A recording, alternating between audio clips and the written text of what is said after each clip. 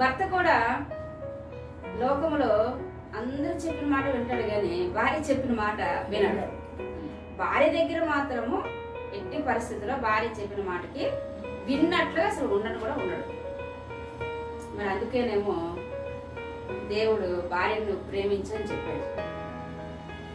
ప్రేమించడం అంటే ఏంటంటే దేవుడి ఇచ్చిన తలంపు భార్య చెప్పిన ప్రతి మాట వినటం కాదు, కానీ ఆమె చెప్పిన మాట విన్నట్టుగా ఉండి అందులో నీకు ఏది మేలైందో, నీ కుటుంబానికి ఏది మేలైందో అది తీసుకోవాలి.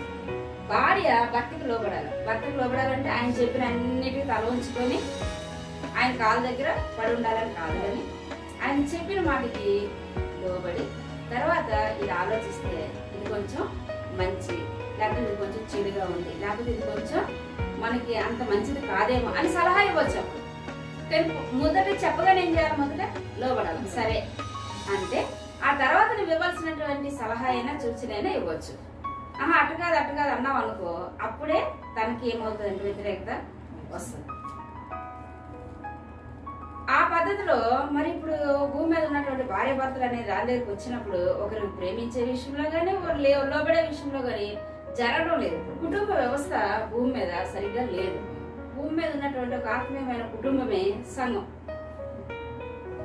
భూమి మీద ఉన్న శారీరకమైన కుటుంబమైన భార్య భర్తలు అనే ఒక కుటుంబ వ్యవస్థ కానీ చెడిపోతే దాని యొక్క ప్రభావం ఆత్మీయమైన కుటుంబమైన సంఘం మీద కూడా పడుతుంది. ఇద్దరు సమ్మతిస్తేనే కదా సంఘానికి వెళ్ళగలుగుతారు. ఇద్దరు సమ్మతిస్తేనే కదా ఆత్మీయంగా ఎదగలుగుతారు. ఒక కుటుంబంలో ఇద్దరి మధ్య ఏక మనసు లేకపోతే దేవుడు దాన్ని ఎక్కివించాడు.